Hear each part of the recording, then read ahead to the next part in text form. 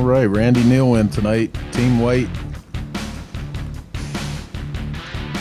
Sean Gary ready to ride. Me too. Unfortunately, the snow is outside and it's not happening. Team White Trash, Texas. There you go. Texas in the house. Great show coming up tonight. Just 3.5 minutes. We're going live with another episode of Motorcycle Cannonball Chronicles. What's up from Tucson? Sean, thanks for checking in with us tonight. Thanks to everybody out there watching us from the Chopper Town family, everyone from Cycle Source Magazine, Source Media. Walt Lumpkin in the house. Good to see you here, Walt. 3 minutes, just 3 minutes. Make sure you hit the like and share button so you can help us spread this around. If you're into old bikes and great stories, this is going to be a killer hour for you. Kick back and relax and get ready for Motorcycle Cannonball Chronicles. Just 3 minutes.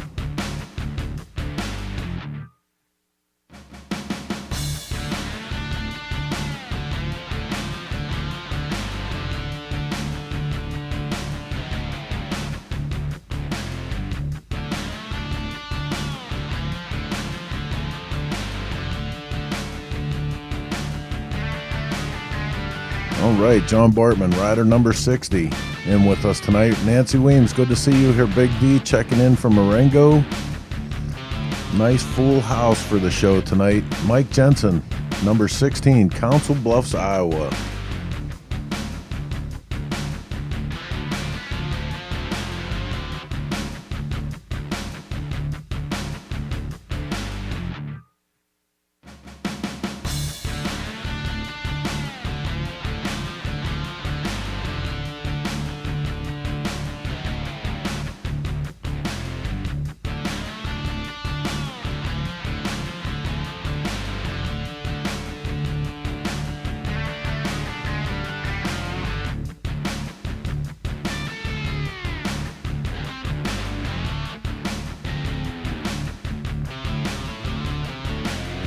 David Crum joining us from North New Jersey.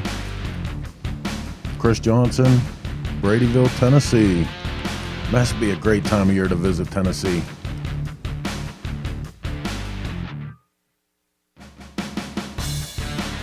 Tom Dean in from Canada. Just a minute away.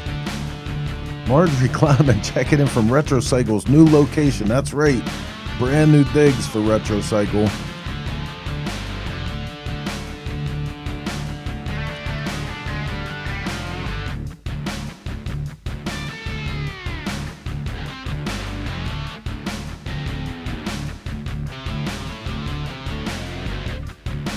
Sundap, number 96, Chase Rider dropping in. Good to see you, Richard Campbell.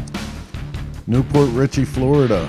On my way to Florida. Leaving tomorrow. Bobby from Flagler, good to see you. Alex Mather from Virginia.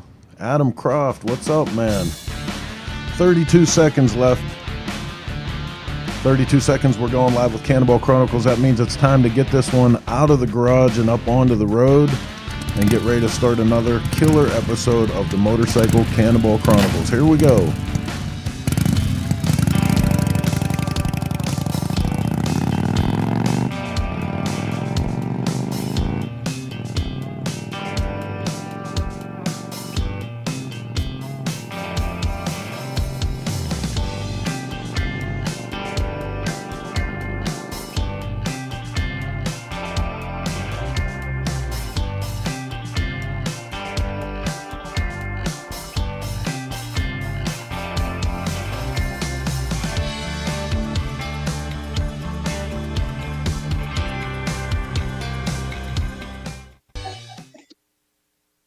Oh, hey!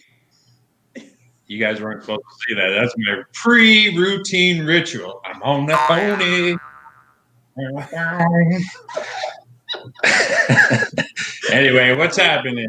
I'm Jason Sims. I'm your host tonight, along with my beautiful wife here, Leanne Sims. Been a few weeks since she's been on. Super excited to have her back. So we can you believe we're into December already? No. I can't either. Everyone has their Christmas stuff up, and it still feels like summer here. It does, except for today. It was a little cold today. It was only like 67 degrees. That's why I'm on, is because it was cold and I had to stay inside and I'm bored. Oh, yeah. So here I am.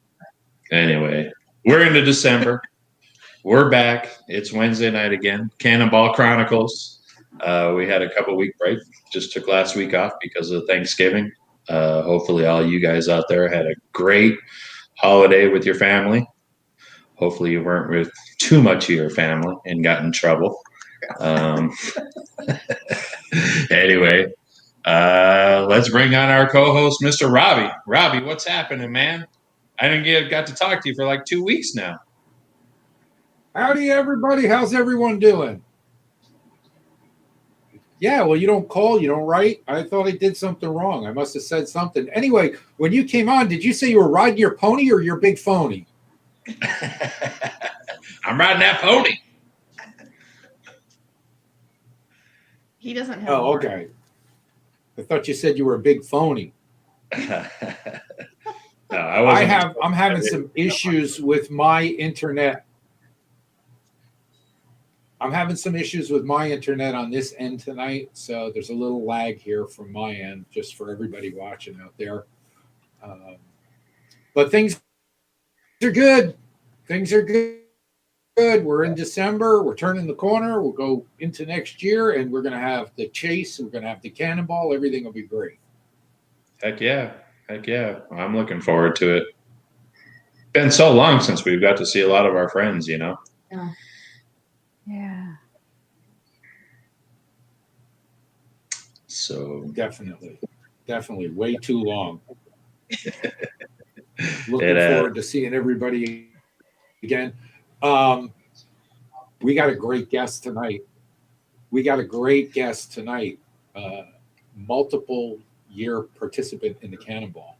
So there should be some really good stories coming out of our guest. yeah, absolutely. I'm anxious to get into some of the questions with him and just hear some of his story. Yeah. Well, who is it? I think we should keep it a secret. Are you guys making out down there? How's the new house? Oh, it's great. It's great. We love it. Weather's Yeah, we're going to keep it a secret. No, we love it. We love it. We've been busy unpacking. So is that picture the only thing you've hung up yet? Wow, we've got a few other things.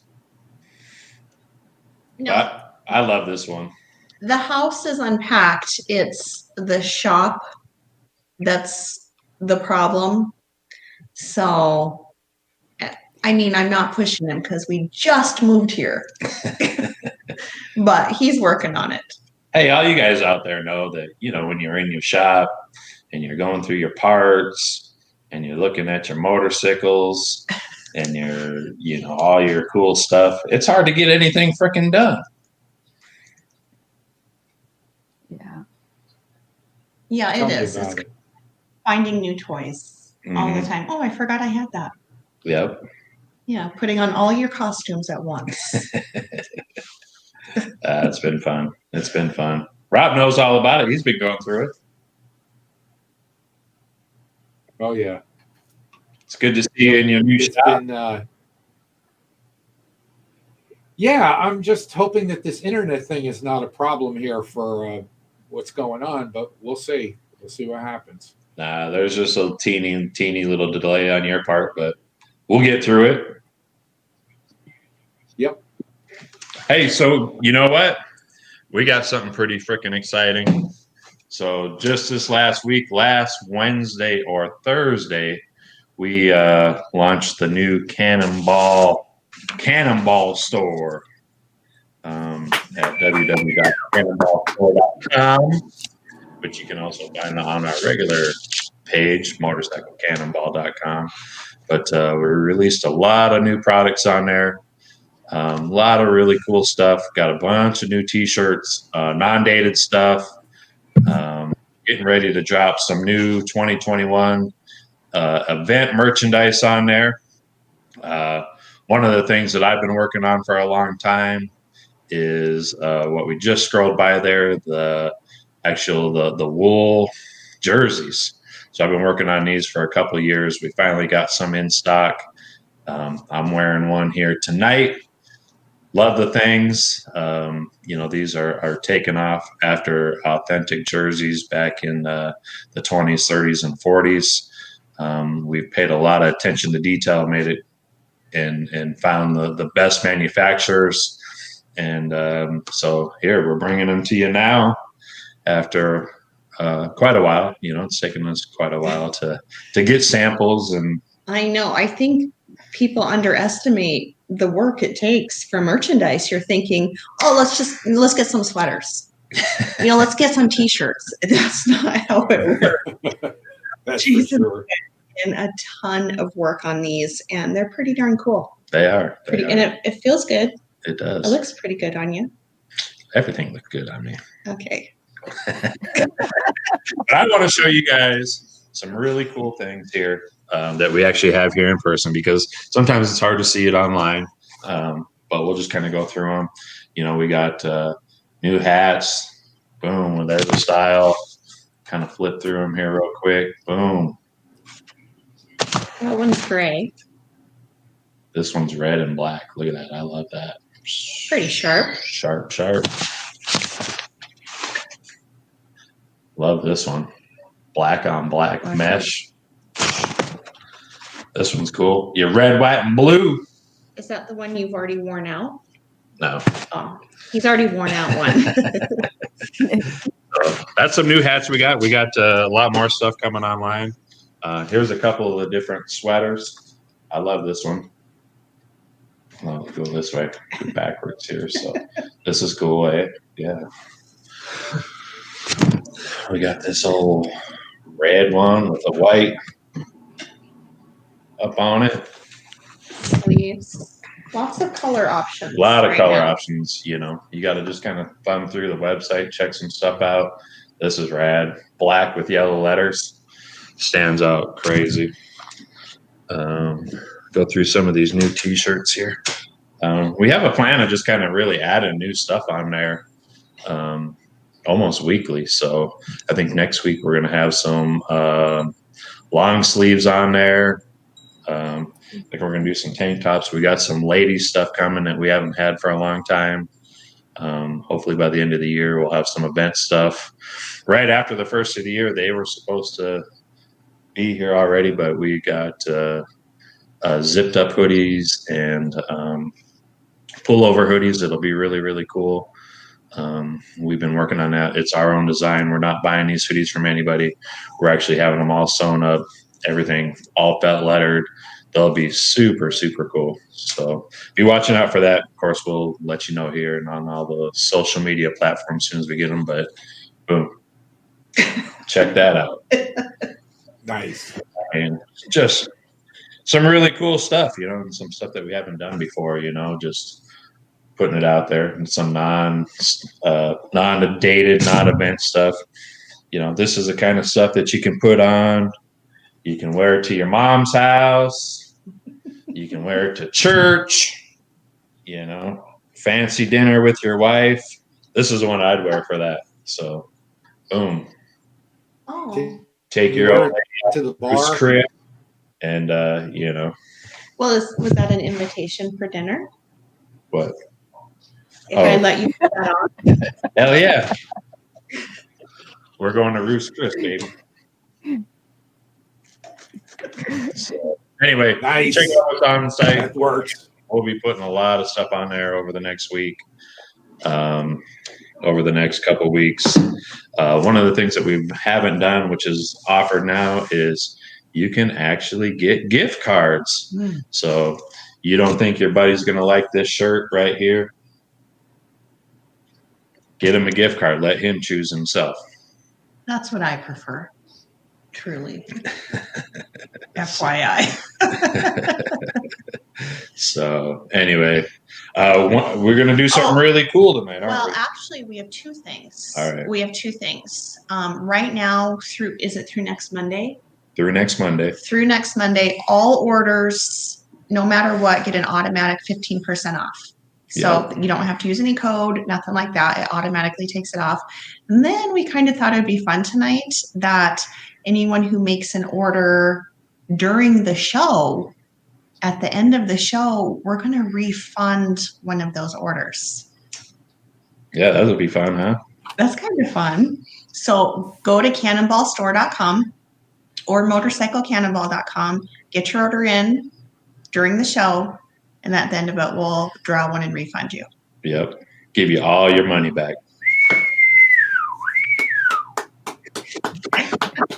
So spend 1,000. Excellent. No, we might give you 1,000 back. You never know. You might. Hey, plus, you know what? This whole month, I decided that every order that goes out, we're going to give you a free koozie. Ooh. Plus a few other things in there, but I'll keep that a secret. So just some of the stuff that we're giving back this holiday season isn't one of those things that, we marked everything up 15% to take 15% off. Prices are all the same all the time, every year, all year. We did go to a store the other day that they did that. They did that. And we were mad. So not us. We won't do that. No. Not your style. The gift of Cannonball. It's not your style. Exactly. So anyway. But, Well, I have less exciting news than that. What's that? But I finally got back onto eBay, and Retro Cycle Parts on eBay has a whole bunch of new listings. It's not as exciting, but we're back up on eBay. I've been seeing some of the stuff you've been putting up on there. Well, it's really funny. There's never any rhyme or reason to eBay, what sells and what doesn't. And there was stuff laying there for years and years that's like, that ain't going to sell.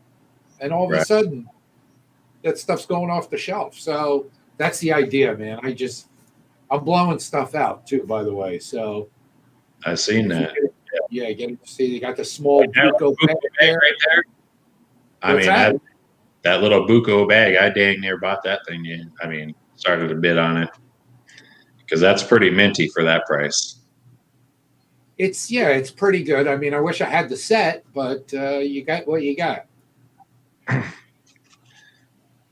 I sold 2 of those lights this week. They've been sitting there for years. Just I dropped the price. Stuff's going out the door. So some of the stuff will be really good prices. A lot of it is best offer. So any of you guys out there with the newer bikes and the older bikes, I haven't dug into a lot of the stuff yet, but it's going to start going out. I'm going to try to get at least 10 listings a day out there. So heck yeah, it's about 280 items on there. Come do some of mine too. Send it out. I'll do it. All right, I'm going to take you up on that. So anyway, really. All right, so we'll listen, what's a picture worth, Jason? 1,000 words. Let's get to it.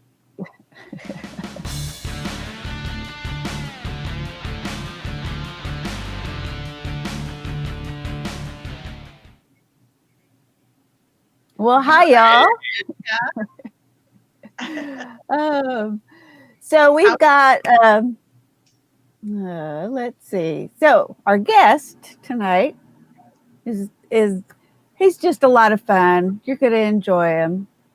In 2018, he had a little issue that I don't know if it ever got solved or not, but that was one of the days that I was passengering with Joe Skaggs, and Aaron Lovelace was riding my bike because he was waiting on a part to rebuild his engine for his Cannonball bike.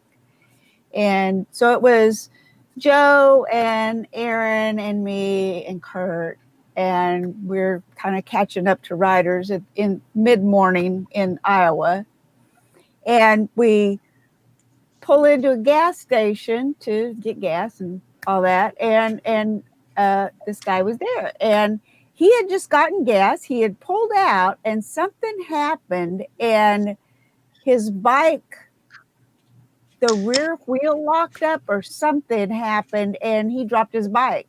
And then we pulled up, and so that's where the story starts. So this is a weird deal, man. So right now I got it in neutral, right? It's spinning. The primary's not moving. And it's in neutral now, so let's turn the shaft. Right? That's okay. That's what I expect in neutral. The clutch is, it's spinning in neutral now, okay? This is the weird part, so check this out. So if you feel right in here, well, the sprocket's turning. If I go in, now you can see the clutch is turning. So the clutch is working, right?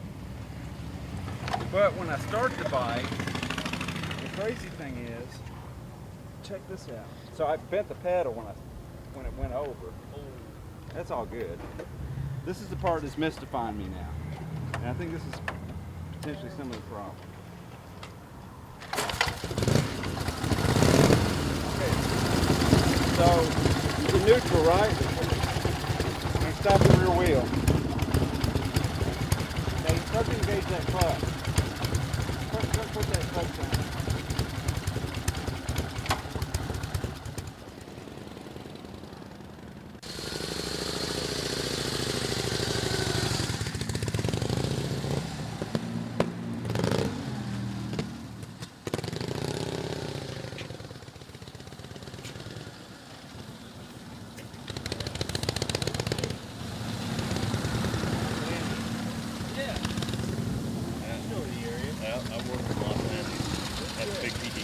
Okay. Well, I guess I'm going to give it a go. Yeah, I'm going to give it a go. I need to call the sweet guys and let them know that I'm not here. I'll do that. Okay, so, and then I need to make sure everything else is. Now my headlights got a dang dent on both sides. That one was from 16 on that side when I went in the ditch. This is from now. And it's the same thing. I bent that pedal up again, which I got to straighten that thing out again. You all right, Doug? You didn't hurt your Yeah, foot or no, I anything? mean, no, because I had all this on and it was, you know, I was just pulling out and I was going maybe 4 or 5 and boop, yeah. it went scoop and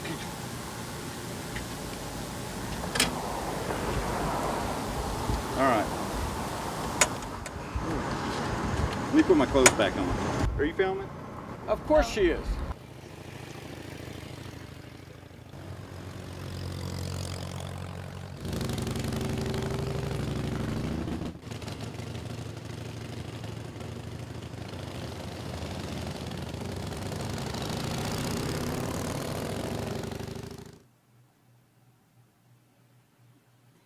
So it's just, you know, we just on, and there was Erik dealing with whatever it was, and I still don't know what happened. Maybe he does. We'll have to ask him when he comes on. But we run into this. I mean, this is the Cannonball. You guys know that it's you never know what's going to come, what's going to happen. You never know who's going to have what issue as you pull up to a gas station or you see them off on the side of the road, and of course, you know, the other riders are going by or they're stopping to see if you need something or to laugh at you, depending on who it is. So anyway, I just thought I'd throw that up there since our mystery guest happens to be Erik tonight. I tell you what, I would have stopped and helped him there because I seen where he was at in that video. Like, he was at a Casey's gas station. Man, they have freaking great donuts.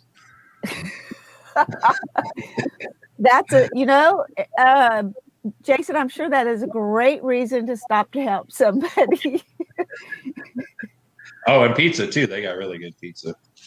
Rebecca, I love how you have so much back footage. Like, all we have to do is tell you who the guest is, and you're like, oh, I have, you know, hours of whatever. And it, you know, people don't get to see any of this. So it's really cool just to see, you know, what happens in a 10-minute period for somebody on the side of the road. Yeah. I have a lot of fun with it. As long as I can keep my batteries charged while we're out there, everything's fine. Right. Yeah. Those dang batteries. Oh, I know. I can charge the GoPro batteries with my bike. So, but the big camera batteries I can't. So I just give up on it. Right. Yeah. So, well, that was great. I might Thank just you. to talk to Erik and see what he found out on that problem and how he got it fixed and what it was and all that kind of stuff. I'll get my mind off the donuts and the pizza and get him through there. So You've mentioned food like 7 times, so I'll feed you afterwards, okay? He had toast. send food.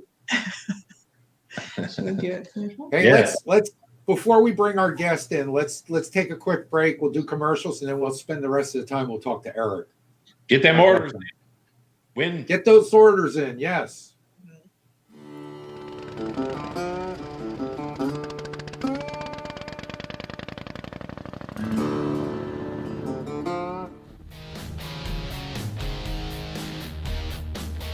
Hi, I'm Tom. I'm with Banks Brothers Motorcycles. One of the things I want to show you today is our new improved engine puller. The changes to this machine has been in the arms and in the hands. We put hind joints in the hand to allow rotation of the engine, which makes it easier to get it in and out of the frame. With the angle change, we have equal clamping pressure on them. And over here we have what's called the posi lock, which allows this to be locked in place and the engine can't swing from side to side. And we're going to show you just how easy it is to pull the motor out of the bike right now. George is actually going to come in, make contact with the cylinders, tighten it down, he's going to pull it out of there. You lift it up, rotate it, and bring the assembly out of the frame. You see the motor starting to move and it centers itself. This allows no side play once the motor's in place, and it keeps it safe, it can't fall out. Visit BanksBrothersMotorcycles.com to order your Banks lift. Hey, this is Chris from Cycle Source Magazine, and I want to thank you for watching the flagship show of the Source Media Group, Shop Talk. We go live with Shop Talk every Sunday at 9 p.m. Eastern Standard Time, but it's only one of the many programs we offer from Source Media. In addition to that, Wednesday nights we have Cannonball Chronicles that looks into the life and times of Cannonball racers as they prepare for this year's Motorcycle Cannonball. Thursday night we have Bike Night Live that dives into the culture of bike night, the food, the bikes, and the fun of hanging out with friends, and we even have some live entertainment. Sunday morning, Cyber Swap kicks off, where we have a sort of home shopping network approach to motorcycle swap meets, and we bring guys on that have parts to sell live right there. All of this in addition to our staple programs, which are Grease and Gears TV, live on the street from the events and rallies, Grease and Gears Garage, and Grease and Gears Garage Roadshow. We look forward to bringing more of this type of programming to you from the home of Two Wheel Entertainment, the Source Media Group.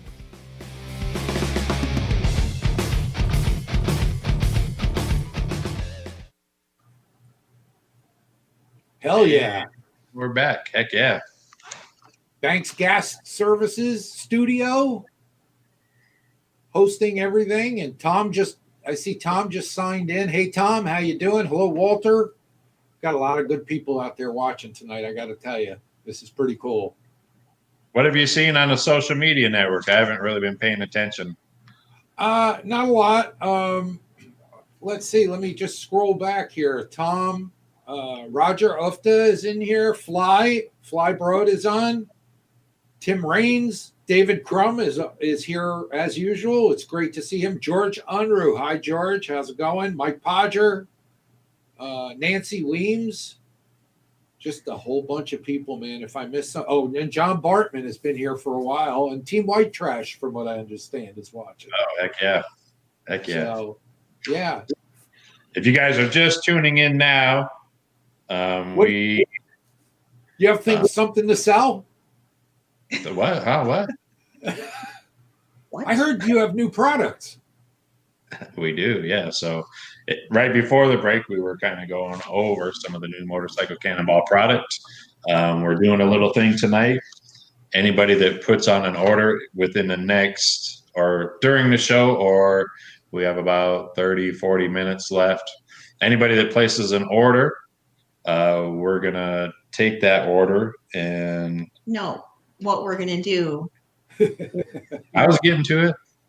we're going to draw Yeah. one of the orders that you make during the show, and we're going to refund it back to you, Right. which I think is a pretty damn good deal. And we're even going to send you the stuff that you ordered. Oh, We're not Yeah, just and going you're to. still going to ship the order. That was We're still going to send you the stuff. yeah, right. Yes. We didn't explain that very good, did No. we? This is our first time. Yeah. This is our first show. Let me say hi to Marianne Jarvis. Just tuned in. Hi, Marianne. She's here a lot. Heck yeah. So we have a guest with us tonight that we really need to get to this. So let's say hello to our new rider, our new guest for tonight. Yes.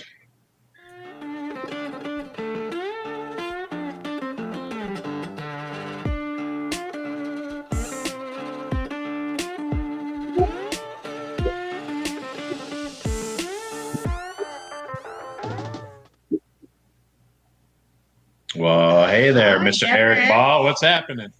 Oh, heck yeah. We're doing it down here in Alabama, buddy. Did you tell me last night, or was it the night before, that you guys were getting snow? We had snow, and actually, it's kind of like if you take powdered sugar in your little grandma's flour sifter and you kind of spread it out on the ground. That's about how deep it gets, and that's enough to shut the city down. Right. Everything has been closed. Yeah. It lasted about 2 days, and the toilet paper and beer is all gone. We can't even get toilet paper at all. No. Well, that's all Bread different. milk. That's a Bread different milk. story. Yeah. Luckily, we live in the desert. We got lots of cactuses. Yeah. Yeah. So can Rebecca hear us while we're talking? Yes. Rebecca, I have got to get that footage. That's amazing. Okay. I can't believe that. That event. Did you actually see me when I went down that day? Were you in the gas station? Or did you hear No, the we missed that part. You had Okay. just picked up the bike and pulled back up there as we pulled up. So I've got my first shot, which didn't go in the segment, is because it's all bumpy, was us pulling into the gas station, and you were talking to us. Okay. But like I said, the video and audio is not good, so I didn't use it in the piece. That's fine. I was actually, after the fact, I was actually under a lot of adrenaline at that point. So some of that's a little bit hazy. So to see that was kind of crazy. What had happened, I think we might have been in Ohio then, but you would know better than I would because it's all a blur, right? And we had been running down a state highway or an interstate for about 50 or 60 miles. And so we were all running our bikes really hard. And we had pulled off, and there was probably 15 miles or so from what I recall to this gas station. And I had gotten gas. And when I pulled out of the parking lot, I'm shifting from first to second, going kind of quick. It's a little Mayberry town. You could kind of see that from the video that you sent.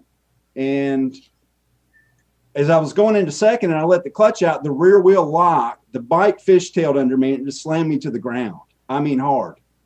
And I hit it and I didn't know what had happened. And luckily, I believe it was the Rip Rap group was there, Jason, Brent, and Shane. And they actually ran out there to help me up and get the bike out of the road because I was kind of shocked. And I pushed it over there and, I kind of checked it out and I couldn't figure out what had happened. And then it was about 10 miles to the lunch stop at one of these little Harley dealers. And so I took it into the garage there, or I pulled the pedals off actually, because like I had mentioned on the video, it bent the pedal up into the bike. And that's a 1915 Harley Twin. So it's got pedals on it. So you've got to pedal that bike to start it. And when the pedals bent up in the motor, it makes starting that bike really difficult. So I pulled the pedal off and went and borrowed their press and straightened that out. And at that same dealership, I remember Doug Jones was in the bay with his 14 Indian twin, and he was changing a tire there. So we're both working on the bikes and we're not getting to eat. But what I figured out later that day when I'd hit the ground, I'd actually broken my lower left rib. And And I didn't notice it during the day, but when I was laying down at night, it kind of kept me up. So that was actually kind of cool to see that video captured. And I busted a mirror. And like I said, another ding in that bike is a punching bag. Punching bag. I've been under that bike and on the ground and hit stuff. It's just been, it's a miracle that bike hasn't burned up in me with it. Tell us some more about your adventures under the bike. I understand this is a running thing with you. Yeah. So that was 18, right, Rebecca? That was when that video was from? Yeah. That's from 18. Oh yeah. And so so in 16, same bike, I was running down some back road, and I think we were in Virginia or something, and you're coming down this hill, and then you go up, and it's treed on both sides, and there's probably 3-foot deep ditches, and they're full of gravel and boulders. And as I'm coming down this hill, and it's probably about a mile-long stretch or so, and there's nowhere to get off, immediately you go down in the ditch. The bike starts kicking on me and acting like it wants to die, and I'm like, I can't break down right here because there's nowhere to get my bike off the road. You just couldn't get down in those gravel ditches with it. You'd never get it out. And, I'm fiddling with stuff thinking I'm losing gas or it's vapor locking or something. And all of a sudden it starts going proper again. I'm like, oh, that's pretty cool. And I'm running down the road and I start to go up the hill and it starts to die again. And I'm like, I can't do this right now. And so there happened to be a little get off about maybe 15 feet long that was gravel, maybe a couple feet wide. So I whipped over there real quick and I put my foot down, to hold myself. And next thing I know, I'm tipping over in the ditch because what I didn't realize, I'd gotten off so quick that even though my tire was on the road, there was about a foot between the bottom of my boot and the ditch. And the bike just flipped over on me. And I'm under the bike still straddling it. And it's actually running at that point. And gas and oil are just pouring out on me. And my leg is on fire. And I killed the bike. And I said, I think I just broke my leg. And I'm laying there under this bike, and I'm like, I can't even lift it. I'm in a lot of pain at that point, and I'm just saying, I think I'm in a little bit of a pickle here. And so luckily, Mark Lowen from California, who's riding, I think it was a 12 Excelsior belt drive twin with Victor Bucock on his 14 Harley twin. They come meandering down the hill, and they see me, and I'm thinking they're just going to run on by, and they kind of stop, and they help drag the bike up off of me. Get it out of the ditch, and I stand up on one leg, and like I said, mine's on fire, and I think we were about 20 miles from the end of that day, and I put a little weight on it, and I said, well, maybe it's not broken. And then I'm like, the pedal was jammed up in the engine again, so there's no starting that bike that way easily. You can push start it. And so they push started the bike and they kind of held it while I got on it. And luckily there was no traffic on that road.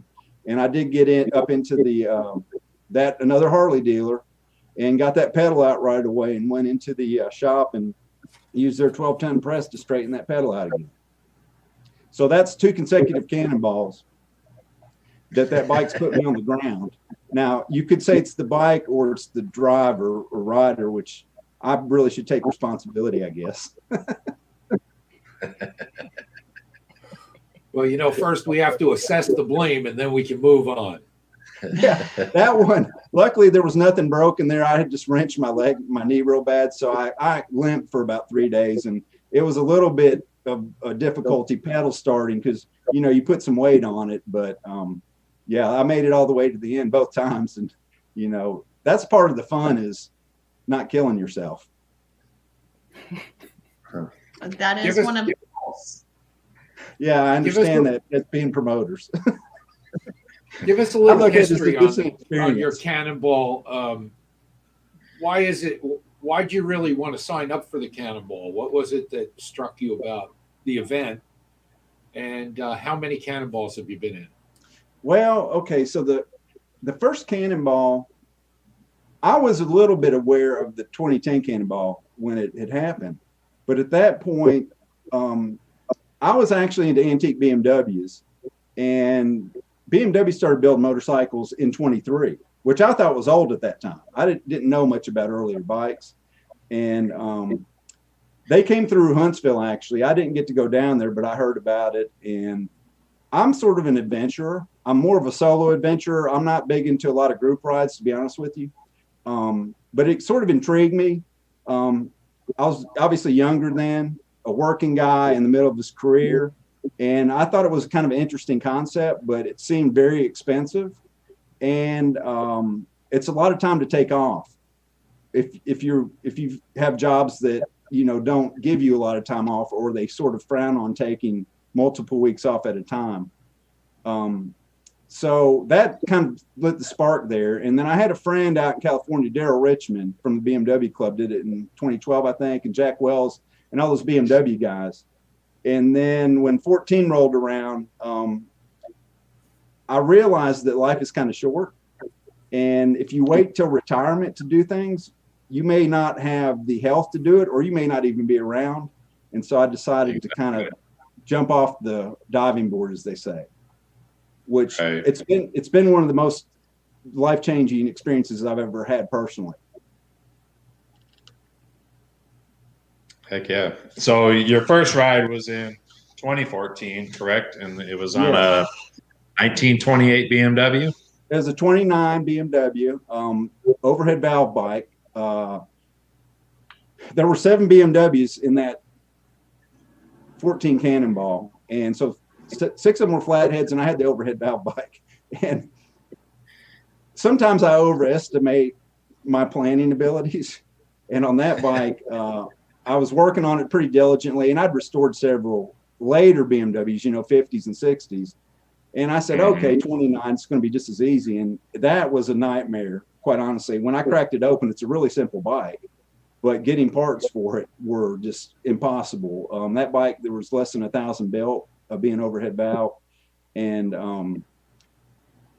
I just got that bike run. I was, you know, like everybody else that does the Cannonball, they're like, oh, I'm going to have the bike running 6 months ahead of time and put 1,000 miles on it.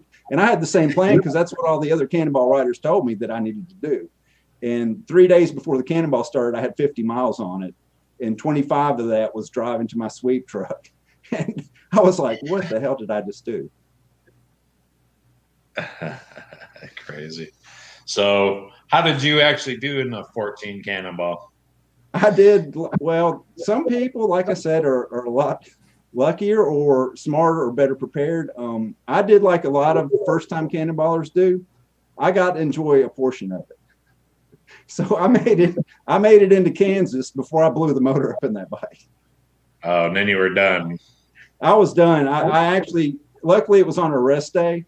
And so I pulled the motor down with my little mechanic Zeke, who's my friend's son. And I got in there and I saw the damage. It's actually wasn't real bad, but it just wasn't repairable on the road, not in a short period of time. And I said, we got to pack it in, because I wasn't going to risk that bike. Right. Yeah, too rare to sometimes. Now I'm on a Harley that I don't mind running into the trees with, you know. Right. So how about, I want to know about the transition that you've made now from German engineering to American engineering. Well, so that was that's it.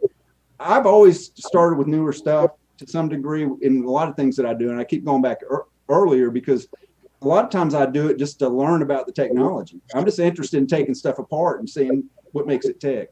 So 23 was the first year of BMW. So I, you know, and my 29 is essentially the same as a 23.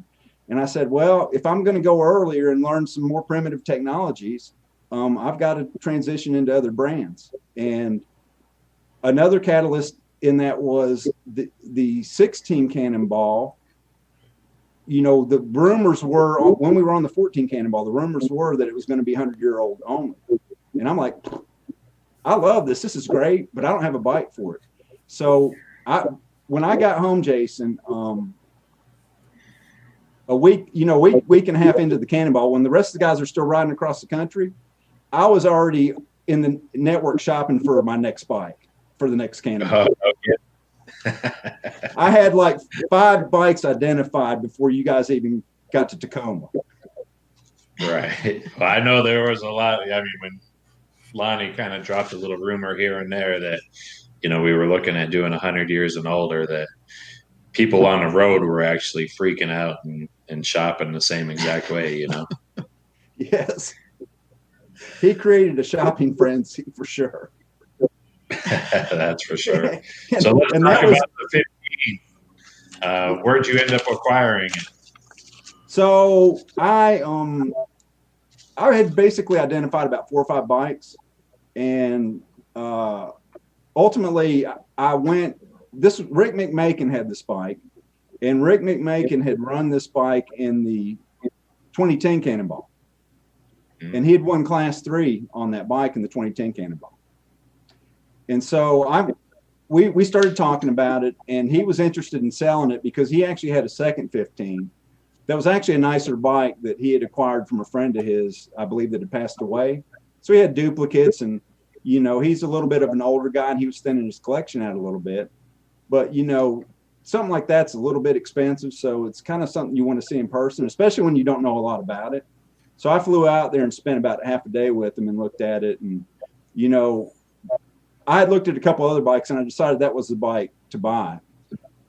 But something that I learned about those bikes, which was really interesting, is, and I tell a lot of other people this that are looking to do, earlier bikes, no matter what they are, that bike really, by my rule of thumb and kind of how he guided me, that needs to be torn completely down about every 5,000 miles and inspected. You don't need to do a full rebuild, but there's going to be things in there you need to address versus, Right.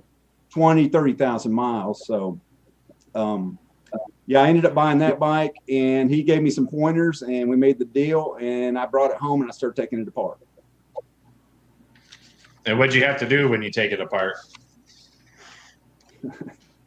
Well, with that, he had actually done some modifications to kind of, like a lot of guys do. He had put some knucklehead pistons in there to up the compression, and he had modified the valve springs. And I wanted to take it all back to stock with flathead pistons. I wanted to make it low risk on the bike because it is an old machine and the metal's very old. So I took it all back to stock, and it was a real interesting learning process. Taking everything apart and learning how to do it. Somebody that helped me a lot technically with advice was Dave Cafton out in Lodi, California. He's done some Right. Cannonballs, and he rebuilds bikes for guys. And I was back and forth to California because of my job. And so when I was out there, I go see those West Coast guys. And so I went up to Dave's a few times just to ask him questions and for him to show me things. Or I'd take a part out there with me and have him look at it and tell me what he thought I needed to do to it. Right. Yeah, he's a great mechanic. Yeah, he's real good. Yeah. Right.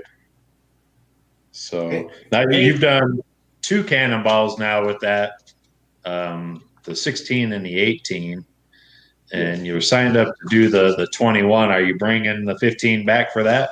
Yeah, the 15, the funny thing about that bike, when it's a Cannonball year, like a lot of guys, I have a handful of bikes. That bike during the Cannonball year gets the most miles on it in a year. And I just love riding that bike. It's a filthy, dirty bike that beats you to death, but it's actually, I trust it to go anywhere on it. The Right. problem with going anywhere is, how do you carry enough stuff with you? And when I say stuff, it's just oil or tires or a chain. You just can't load it up with that much stuff where you can just take off on the bike by itself and really, say I'm going to head cross country. I mean, you can do it if you ship stuff ahead or whatever, but that bike, I jump on it today and just head anywhere, even in this weather we've got. It's just such a good Right. bike. Yeah, I can tell when you're riding that bike how confident that you really are on the thing while you're on the road. I mean, you're just kicked back and laid back and having a great old time with that thing. Yeah, Eric, we got a couple people here who want to say hi to you. Bill Redensel just chimed in. He wanted to say hello. Mike Podger has a question that he wants us to ask you. Since you're prone to injury, we want to know a little more about that, but he wants to know about your Achilles, something about your Achilles tendon. Oh, gosh. Yeah. Yeah. So that's, nothing's ever easy. And that's what makes life interesting. Well, if it was easy, everybody do it, right? Yeah. So yeah, that was part of the the 2018 Cannonball experience. You know, I was ready to go. I believe it was the end of June, and you know, September's rolling up, and we're going up to Portland, Maine, and I just happened to pop my Achilles tendon on my right leg completely. It just snapped right across. And so what I didn't understand about that was, you know, okay, just staple it back together and you're good to go. Well, it's not that simple, and it's not a 2-day deal. It was when you have your tendon snap, for anybody out there that's had it, because I'm sure I'm not the only one, actually it makes it difficult to walk.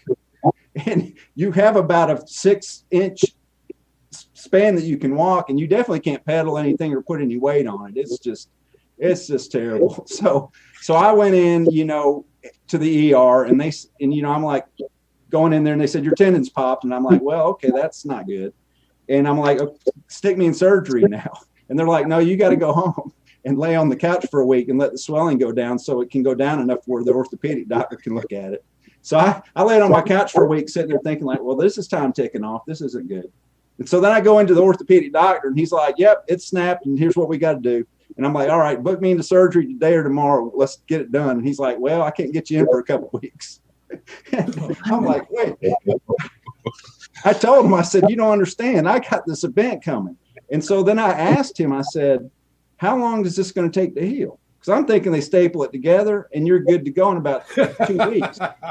He said, you're going to be in a boot maybe in 3 months after the surgery. For 3 months, can't even put weight on it. 3 months in a boot. And he said it's going to take a year for you to be kind of back to normal. And at that point, I had maybe 6 or 8 weeks, maybe 2 months to the Cannonball. So I'm like, well, I got to go on this Cannonball. And he's kind of shaking his head. No, that's not happening. And I was kind of going, yeah, what can we do to make it happen? And so in the end, what happened was I came home and I just fretted, and I laid on my couch with my leg elevated and went on that little knee scooter once in a while. And I said, you know, he said, finally told me after a month, I'm like, when is this cast coming off and I go into the boot? And he said, it would come off basically 2 weeks before or a week to 2 weeks before the Cannonball. Yeah. So this is kind of interesting. But then I'm going to wear that black boot, and you can't put any weight on it, and you can't wear that. I couldn't conceive wearing that black boot. You've seen guys in those black boots wearing that cross country in weather. There's just no way. It's too big and clunky. So I started scheming and researching on the internet, and I found that there's a thing called a polio brace, and it's like a boot, and it's custom made for your feet. It's very thin, and it laces up, you know, to your knee, and you can actually put a regular boot over the top of it. So I went down to the orthopedic doctor, and I said, listen, I need to get this custom brace. Will you let me do that? And he's kind of shaking his head like that's a bad idea, but he's kind of willing to agree. And I said, what I need you to do is cut this cast off so I can go over to the prosthetic place across the street so they can take a mold of my leg. And that was that picture. And then I came back, and they put the cast back on.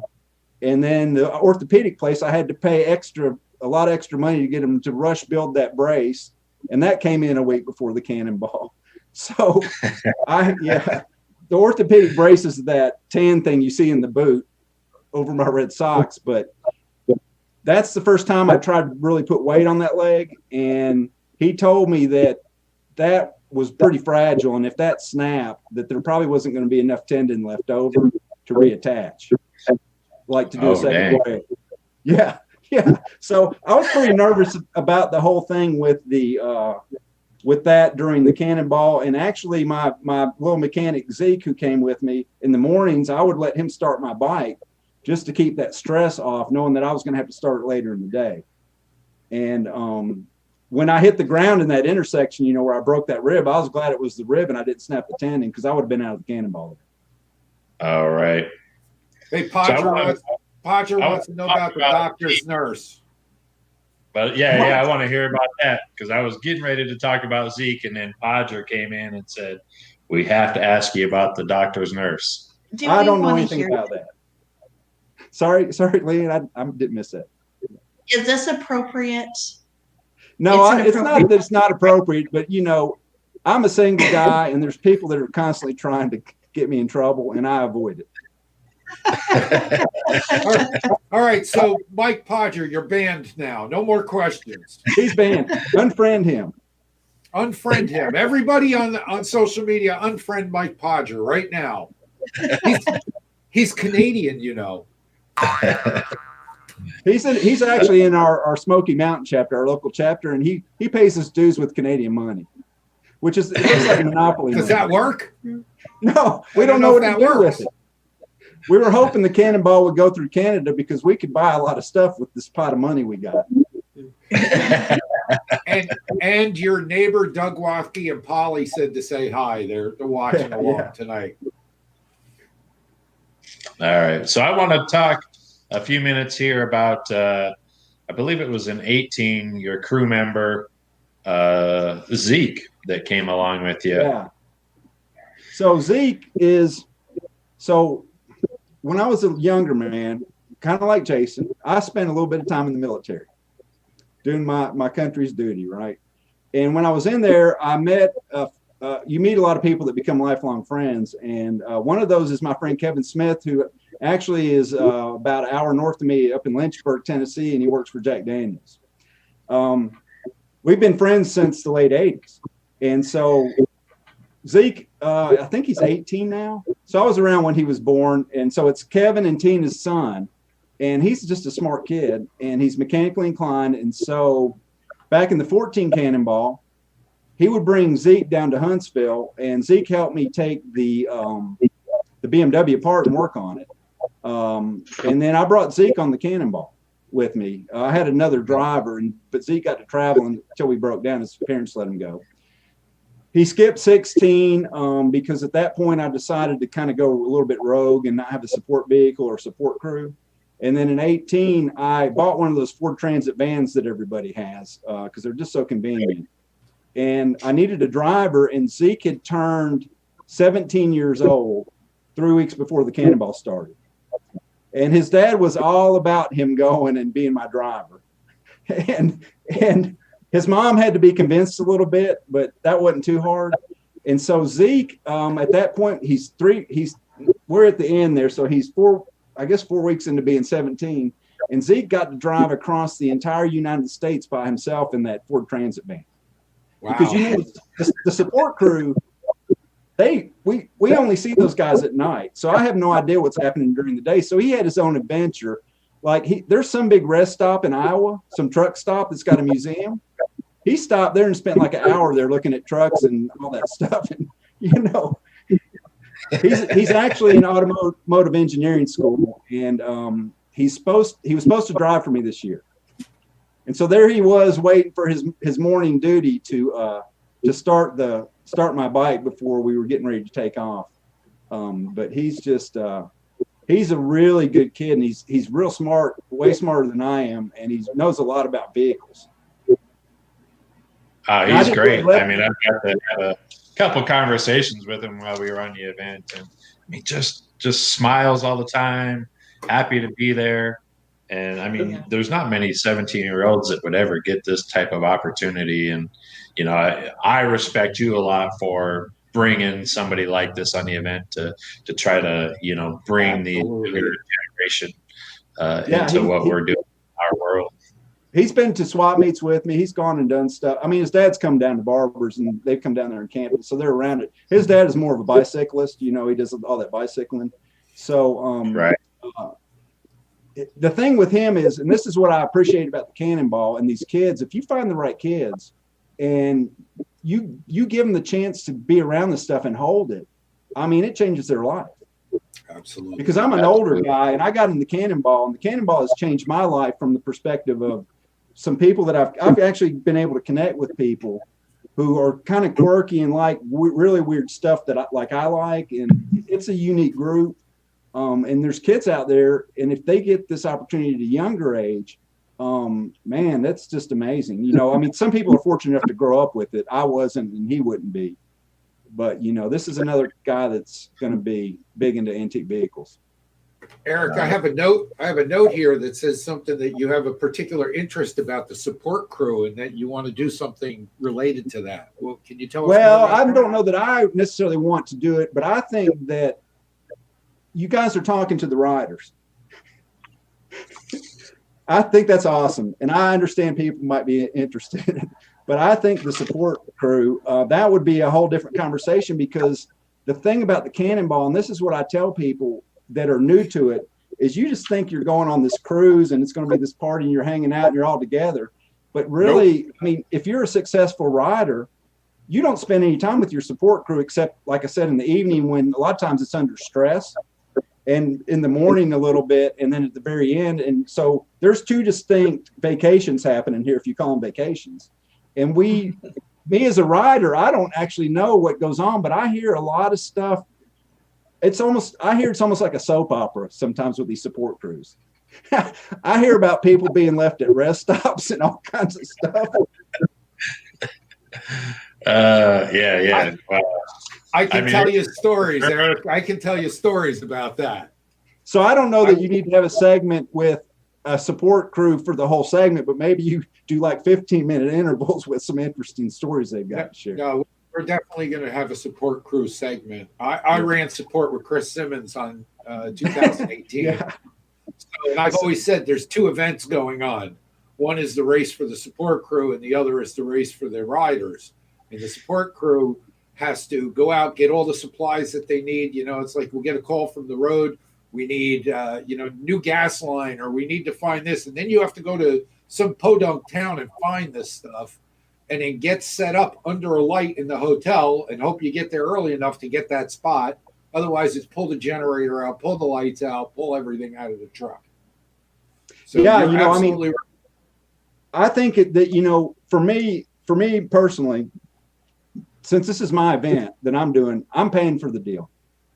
And I understand different people have different arrangements, but I'm doing my own mechanicing, and maybe some people are being paid, but we're dragging a lot of people along with us, and they come because they kind of find it interesting and cool, but it's actually a lot of work. And, we're getting to see all the scenery and the guy carving, the Dutch shoes by the side of the road, and you guys are just burning down the interstate, so it's a big sacrifice to support a rider. Yeah. Absolutely. For sure. It's a lot of work. It's a lot of fun. Yeah. It's definitely a lot of fun.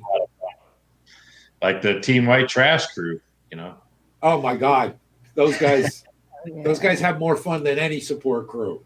Right. I mean, it was a race to see where they could go skinny dipping every day. Right. Those guys have got enough expertise. They learned how to make it fun.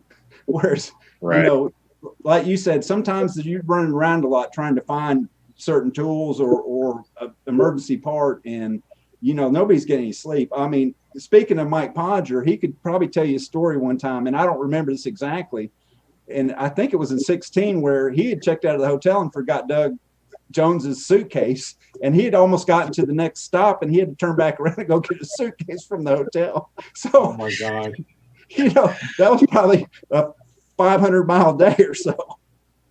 Right. Well, there just came up a story on the side here from Robert Ziola.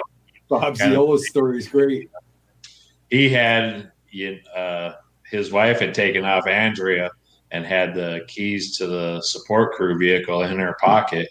I think she ended up being 150, 200 miles away before they realized it. So she had to leave the keys at a gas station. He had to drive 200 miles. Yeah, a taxi, 200 miles to go pick up the keys, and then 200 miles back, and then drive to the next city. And only Bob would laugh about that. If you don't laugh about the Cannonball, you don't need to be on it. Well, they're like this. Those two are like the sweethearts of the Cannonball anyway. So right. Well, speaking of support crew, though, Erik, you did the chase where we had no support crew. So what's your take on the chase? Okay, so Jason and I actually talked about it, I think after Barber's. After this chase at Barber's. I'll be honest with you. I love the chase, but I went into the chase after doing 3 Cannonballs on a earlier bike, and I'm like, this is going to be a piece of cake. It's 10 days. I'm on a newer bike. Yeah, I've got to carry all my tools and my clothes, but it's not going to be that big of a deal. I found that the chase actually was, for me personally, was harder than any Cannonball I'd been on. And there were two reasons. One was I was riding a 47, 48 combination Harley that was a one-owner bike I'd pulled out of a barn about a year and a half earlier that had last run in 1976. And I just had gotten it was worn out. And I just had gotten it up and running because what I wanted to do with that one, I said, I tear these things completely down. And, I go through everything and I'm pretty well prepared normally. I said, I keep hearing about these guys that pull something out of a barn and they just put oil in it and they ride it all over Timbuktu. So I said, I'm going to try that this time. And so I pulled this bike out of a barn. 1976 was the last time it ran. And like I said, it had been run hard. And I did the minimum I had to do to get the bike running. And I put about 1,500 miles on it. And this is a couple months before the chase. And I'm like, all right, it's going pretty good. And so I called Jason up and I'm like, hey, I want to get in if there's room. And he let me in. I did have to bribe him a little bit, but don't let that out to the general public. So the second day of the chase, I started having problems with the bike and it just wouldn't run. And people were having problems with some bad gas in the beginning where water had gotten in it. And so I thought it was that we had rain, but what it turned out to be on the second day, it turned out that the rear intake was leaking and I was fouling the front plug out and it was stripped out. And the guy that I bought it from had apparently sealed it with RTV, but there was so much dirt on there. I didn't know that this repair had been done. So I thought I was getting a U-Haul truck the second day and going back home. And Kyle Rose from Legends had this stuff called, that goop he had, the fuel. Easy turn. Yeah. And so he had that and I smeared that around there, sealed up the leak enough where then I could run the bike about 50 or 60 miles before it fouled the front plug out. And I'd pull it out and clean it and put it back in and go another 50 or 60. And I continued doing that. And then the second part of the chase that was super challenging to me, and I should have known better living in Alabama, is basically the second day, I think it was, or the third day into the chase, all the way to the end. So we had 8 days where I think it was over 100 degrees. And that was just brutal physically because it just it was that humid heat. And physically, it just was, if we would have had to do one more day after Key West, I think I might have collapsed. And I was hydrating a lot. I always wear a Camelback. Right. Yeah, it was really hot and really humid, and it was getting tough, wasn't it? Yeah, and so I cautioned some of the riders that I know on this next Cannonball. This year would have been a great time to have the Cannonball in the South because it was unseasonably cool. But if it's like next year, or if it's like a normal year next year, if we get to do this, people need to be very careful about keeping hydrated if we're riding for 16 or 17 days because down here it's just tough. It is. It'll be, same kind of things, hot, brutal, humid. Yeah. So I actually, like I said, I found the chase more challenging physically. And like I said, it was kind of cool though, to have a bike break in a way you didn't expect.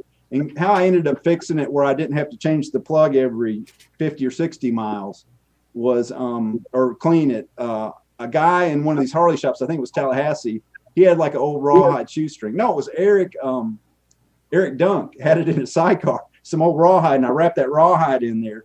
And then I tied it with some safety wire and then smeared that easy turn around it. And then I was able to go like a 300-mile day without having to change the plugs out. Right. Yeah, that was fun. It was a lot of fun. I really did enjoy it. It was. And we got to get a sponsorship from Easy Turn because that stuff is That's for sure. that's a miracle drug for everybody, That's the Motrin for motorcycles. Well, I was so appreciative of Kyle sharing it with me. Obviously, I returned what I had used plus some, and then since I ordered some, I gave it out to a few other people. Now, one person I'll say helped me out a lot on the chase. Doug Wathke was riding sweep, and I'm a little bit obstinate about trying to fix my own problems, and I'm not always the best person to listen to advice, especially when I'm under stress. And I was sitting there beside the road and that bike just wouldn't run and I just couldn't figure it out. And I was emptying out the carb bowl And, I was readjusting the juts and checking the points and the ignition. It just was bucking and everything. And I'm running out of time and the sweep truck is coming up, I know. And Doug said, "Did you check the plugs?" And I'm like, "Oh, damn, I didn't even think to do that." And so I pulled that front plug out and it was black. And this was before I'd found the leak and sealed it. So I didn't know why it was like that. And so I put a fresh plug in there and then I was off down the road and made it to that was the day we were at the Harley Museum, I think. Well, knowing Doug, he probably put that black plug in there just so he could. Hey, Erik, let's talk about addiction a little bit. There's a quote that came from you, something about addiction. Do you recall that quote? No, I'm not quoting. I don't exactly remember the quote, but something about Jason maybe should be arrested for being a drug dealer. Oh yeah. What's that all about? Well, that's just about all these events, I mean, they're so cool and they're so much fun to do. I said after the 18 Cannonball that I was not going to do another one because part of the reason I went on the Cannonball initially was just wanted to see America. I've been around a lot on interstates, and then I've traveled in the southeast and the north, on back roads, but I had never really been out in the middle of the country or out west. And the Cannonball gives you a perfect excuse to go from coast to coast on back roads, going 45 miles an hour through all these little towns. And you just get to see all this cool stuff. To me, riding down the interstate is totally boring. And so this last Cannonball, I said, well, we've gone across this many ways and there's, he's going to have to start repeating routes. And then all of a sudden he comes up with this north to south thing. And I'm like, damn it. He's like telling me crap, He's finding a new blend. Yeah. So the quote we have from you, just to clarify, Jason is not a drug dealer, but your quote is, "Jason is a drug dealer and these rides are the crack." Yeah, that's exactly it. Yeah, they are. I mean, I save a lot of vacation up and I don't do a lot of stuff just so I can do the Cannonball because it's so different, going away for the weekend because you do it and you forget it in 2 days. But when you're on the road for 3 weeks or a month, I mean, it's just so impactful. Let's talk about the people then, just for a minute here. You went on one without a support crew. So tell me about how some of the people, your relationship with some of these people who've been involved. Yeah, like I said earlier, what the Cannonball has done for me is really connected me with a lot of people that have become really good friends to me. And they're just very interesting people and they're very knowledgeable and they have a lot of information that I want to learn. And so the 14 Cannonball, just like a lot of new people, my support vehicle was just way overkill. It was just too much. And so when 16 rolled around, I had some people offer to do support, but at that point I knew enough people and I just didn't want to drag someone else into this. And so I said, I'm going to do it different in 16. So I said, if I can find somebody to haul a couple tires and some cases of oil and my tools, if I can get my bike up to Atlantic City, that was 16. Yeah. Atlantic City. I said, I'll just drive right across the country and I'll just park it in the parking lot. And so, Mark Lowen and Victor Bucock and Mark Wiebens, I don't think there was a third person in there. They kind of had a team. And so Mark Lowen, they're taking this big rig. And I said, Mark, can I rent a little space in the bed of your truck to carry some of my stuff across country? And that'll offset your gas. And he agreed to that. And so Doug Jones and Patty Jones, his wife, they were driving up from Georgia. And so I said, well, I'll drive my truck up to the beginning and I'll drop my bike off. And then Patty wanted to go for a couple of days and she could take my truck back. And so I just gave her the truck up there in Atlantic City. And then I just went stop to stop to stop. The problem with that a little bit was sometimes the team out of California was at a different hotel than I was. So I have to go dig some clothes out of my suitcase or go get some tools from them and bring them back. So it was a little bit complicated, but and then there was couple places where I was worried about leaving my bike out in the parking lot, that it might not be there in the morning, but it made it. So yeah.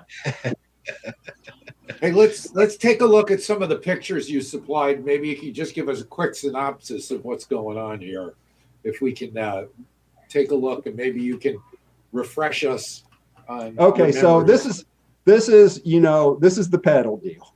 So that was the pedal at that Harley dealership in 18 where Rebecca had filmed me. So I was happy then, because you notice that pedal over there to the left is straight now, and it wasn't curved, like a half moon. So I could continue on.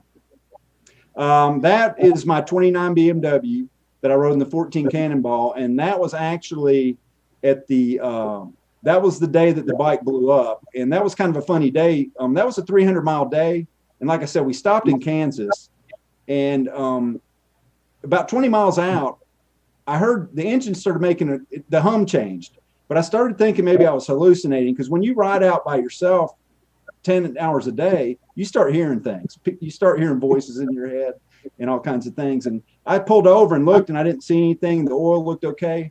And I pulled in this gas station 2 miles from the end, and it got right up there. I filled it up with gas. I went to kick it, and the engine just spun over real easy, and nothing turned over. So, I pulled the valves, and the drivetrain wasn't turning at all. So, I mean, that was kind of God watching out for me, getting me off the road to the end. But here I am 2 miles from the end, and I'm like, well, do I wait for the sweep truck so I can get all those miles up to that point, right? And I called Lonnie on the phone, and I'm like, Lonnie, I broke down 2 miles from the end, and that was a hard day. It was hot, and I was just too tired to push it at that point, and frustrated too. And Lonnie's like, yeah, the sweep truck's like 2 hours out, so you can have your team pick you up, and we'll just stock the 2 miles. But then I was out of the game at that point, so it didn't matter. Right. Huh. So in the 14, you had troubles. The 16, you got perfect miles. Yeah. 18, what happened there? Oh my gosh, that's embarrassing. That's so embarrassing. I got all the miles.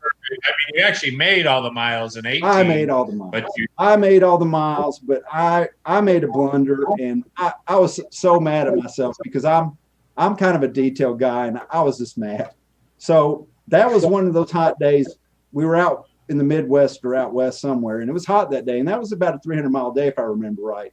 And like I said, I had that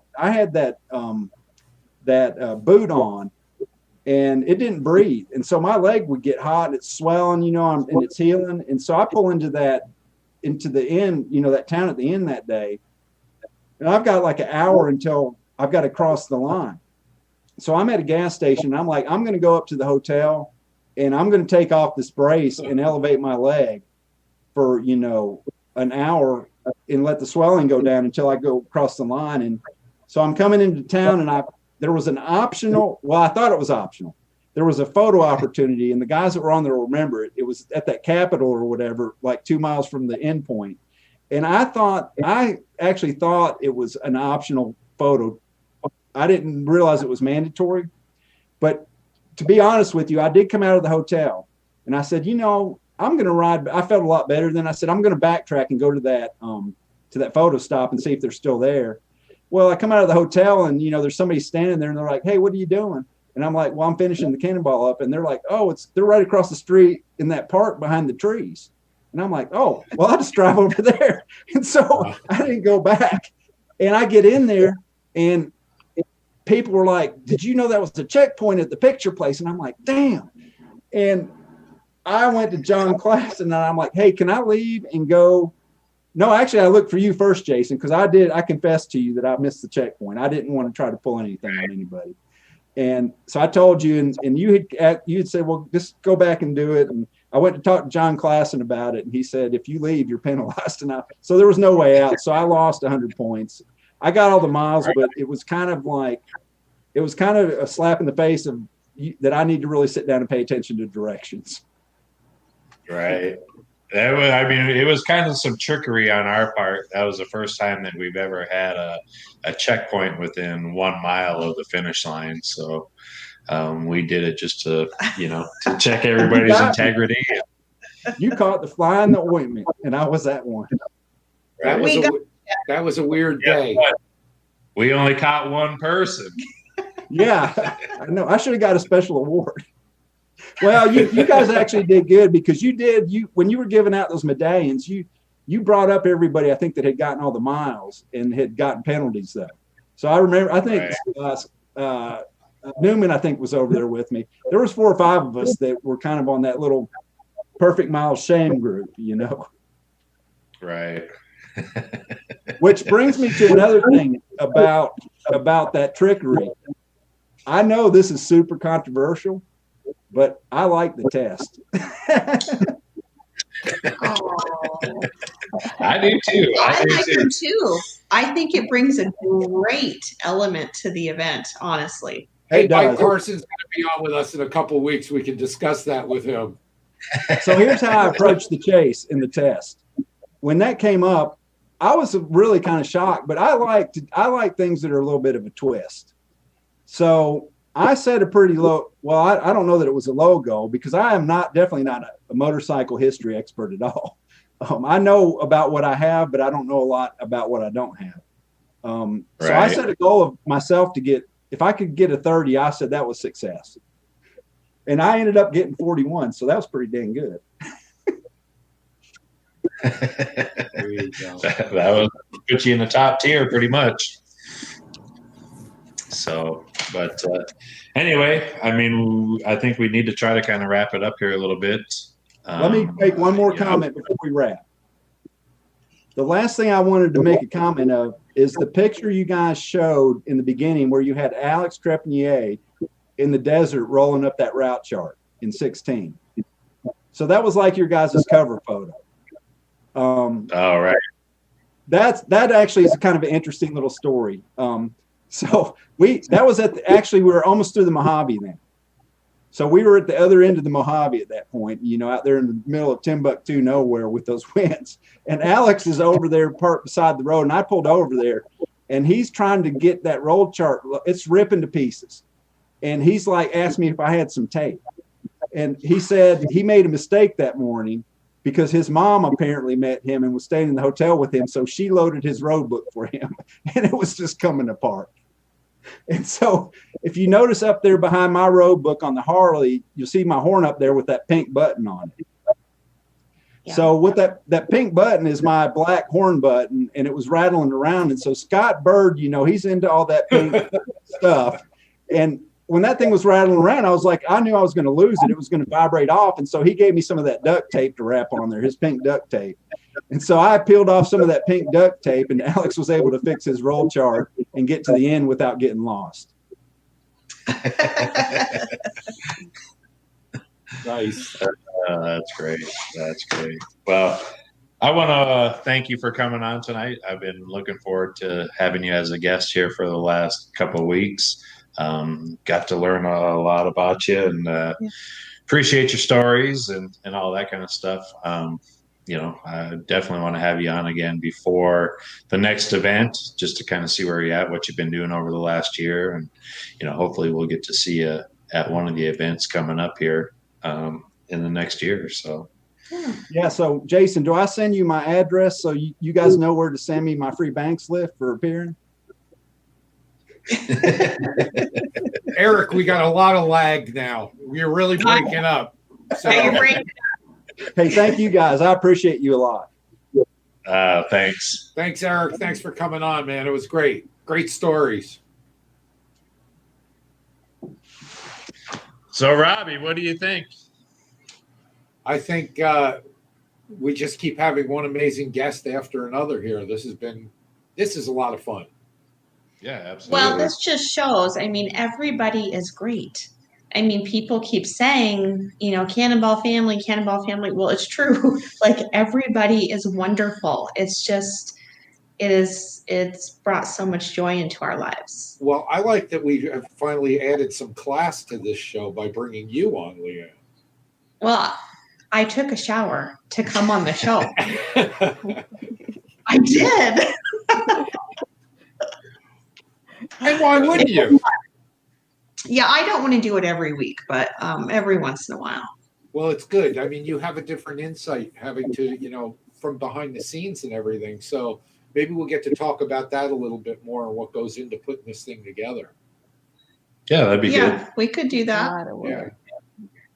That'd be good. So, again, we've had a few orders come in during the show. We're going to pick somebody here right after the show, refund their money back. So hopefully you'll be the lucky one. Again, go check out all the new stuff that we put on the Cannonball web store. You can get through motorcyclecannonball.com, or you can go straight to the website, cannonballstore.com. Check out all the new stuff that we put on there. New stuff coming on weekly. A lot of stuff that you guys have been asking for that we're finally getting on there. So a lot of different options, a lot of different t-shirt color options. Get in there, click on all the different ones, see all the different things. If you don't see anything on there that you want, send us an email. We dig getting any kind of suggestions. So Yeah, we want to know what you guys like and want. I didn't get a chance to log on, so I won't get my refund. So, Nope, sorry. But hey, you guess guys what? kept me busy. Even if you didn't get a chance tonight and you're watching the show after the fact, we are giving everybody, everybody that if you purchase anything over $100, we're giving you 15% off. Okay. Any order, we're giving you a free koozie plus some other stuff that I'm throwing in. I'm just throwing stuff in bags as we're shipping it. So You're like Santa Claus. I am. You're never going to know what you get in your package. He comes out of the shop every day with a new bag of stuff. Next week you have to have the red hat and the big white beard. Well, some dude's going to get real lucky because I was eating a peanut butter and jelly sandwich the other day and I realized I put it in somebody's package.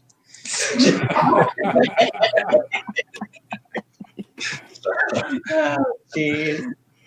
So Want to look at thank the- our sponsors. Yeah. Of course, we have really great sponsors that help us out with the show. Of course, the Banks brothers with Banks Motorcycles and Banks Gas Services. The Law Type, Chopper Town, Jim's Motorcycle, of course, Retro Cycle, Sinless Cycles, Rocky Mountain Motorcycle Museum, and of course, all you guys that are watching us every week. Yeah, we can't do this without you guys out there. So thanks for watching. We really appreciate you tuning in. I see there's a lot of people here week after week, and we really, really appreciate you tuning in and helping this show move forward. Got a great show next week, so make sure you tune in next Wednesday. Same time, same channels, same everything. You'll get to see all of us, plus whoever else we have on. And Sunday night, same chopper time, same chopper channel, as they always say. Yeah, absolutely. So, Shop Talk. Chris, tell us about Shop Talk and take us out. Okay. Great show tonight, guys. Continue to amaze me with the guests and the stories. It's fantastic to be a part of this thing. I want to thank everybody for watching, supporting these shows, especially in a time where we need to keep our communities together. Old bikes, new bikes, choppers, whatever you're into, there's a show for you, man. Get involved, be part of it. Shop Talk goes live every Sunday, 9 p.m. Eastern Standard Time, where we do 90 to 120 minutes, all the bullshit we can fit. So if you're digging this, come over there and check it out. It's a great show. Sunday night, 9 o'clock Eastern, right? 9 o'clock Eastern. 9 o'clock. Yeah. Don't forget, Tuesday night. Coast to coast on two wheels. Man, and talk about, they've had some incredible guests. They've had some great conversation. Chris Simmons and Michael Lichter head up that show, and that's really, really been a good show, too. Hey, we had Gail DeMarco watching tonight, who was a guest on one of those shows with her. She did that. They did the Biker Women film together. Gail tuned in tonight. So, Gail, I want to say thank you for tuning in and watching us tonight. That was very nice. Right on. All right, guys. All right. Good to see you. I hope I see you soon. Bye, everybody. See ya. Bye.